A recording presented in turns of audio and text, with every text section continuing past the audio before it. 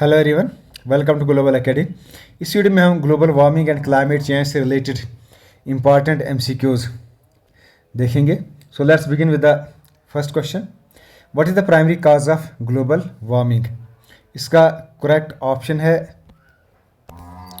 B part, industrial emission and human activities, B part. Next question, which green house gas is primarily released by the use of refrigerators and air conditioners? Air conditioners और refrigerators की वजह से primarily कौन सी green house gas release होती है? Chlorofluorocarbon, C part. Next, what natural phenomena is significant contributor to global warming by releasing large amount of smokes and ash into atmosphere? कौन सा नेचुरल फिनोमेना है जो सिग्निफिकेंट कंट्रीब्यूटर है global warming के लिए by releasing large amount of smoke and ash into the atmosphere? इसका correct option है D part, volcanic eruption. Next question, what project M to eliminate source of emission by at least 55 to 60% by 2030? कौन सा project है जो जिसका aim है to eliminate sources of emission? जिन जिन सोर्सेज से एमिशन होता है उनको एलिमिनेट करना। तो ये किस प्रोजेक्ट का एम है? बाई 2030 यानी 2030 तक 55 से 60% एमिशन को कम करना, ये किस प्रोजेक्ट का एम है? इसका करेक्ट ऑप्शन है fit for 55। So correct option is fit to 55. Next question, what is the main effect of deforestation on global warming? Correct. इसका है C part, causes environmental imbalances. Next question, which of the following is a natural cause of global warming? Natural cause इसका क्या है? C part, water vapors accumulation in the atmosphere.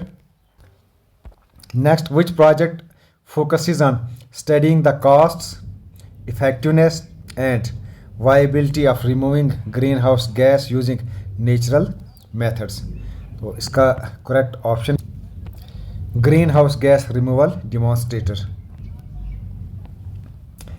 Next question, what is the primary function of ozone layer that CFC damages? Primary function ozone layer का क्या है?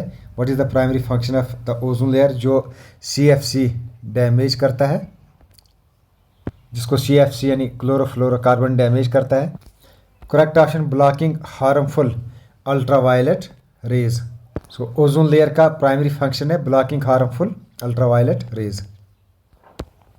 Next question, what does the term permafrost refers to?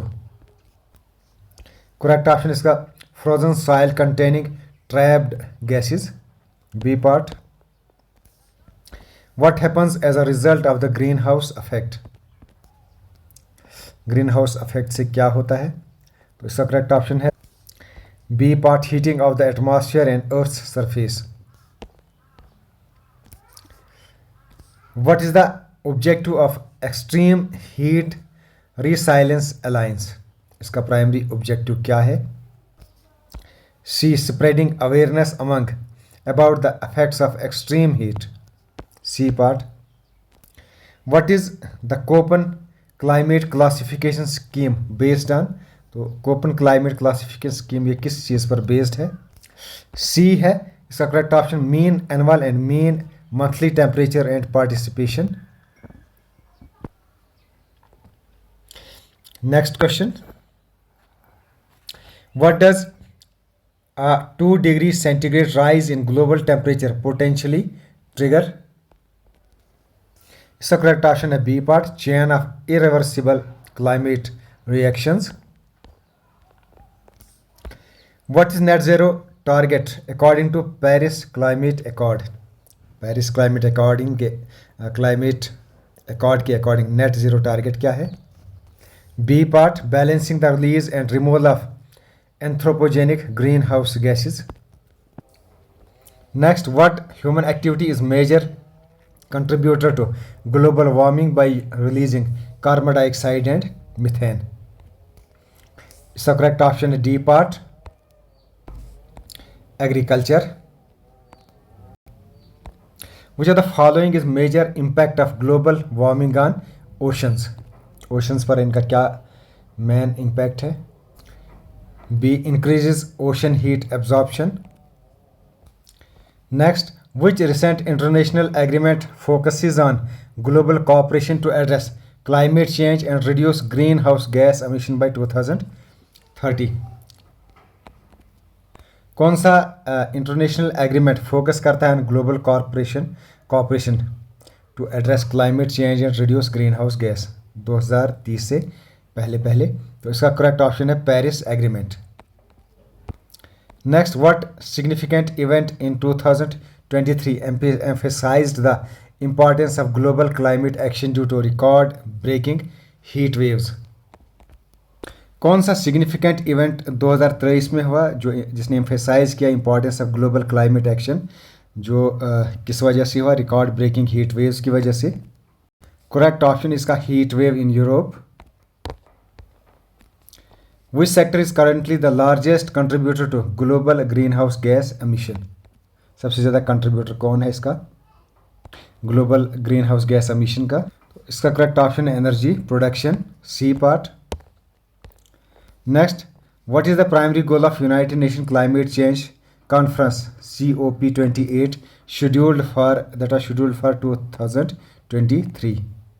Correct option इसका D part, to focus on climate finance and green technology. Next, in 2023, which country became the largest investor in renewable energy, surpassing United States? सबसे ज़्यादा renewable energy पर invest करने वाली कौन सी country बनी, जो United state को भी जिसने पीछे छोड़ दिया? तो करेक्ट ऑप्शन है China. What notable trend was observed in Arctic region in 2023 that raised concerns among climate scientists? कौन सा नोटेबल ट्रेंड देखने को मिला आर्कटिक रीजन 2023 में जिसकी वजह से that raised concerns among climate scientist, जिसने क्लाइमेट साइंटिस्ट के अंदर एक कंसर्न पैदा किया? इसका है A part, decrease in sea ice extent.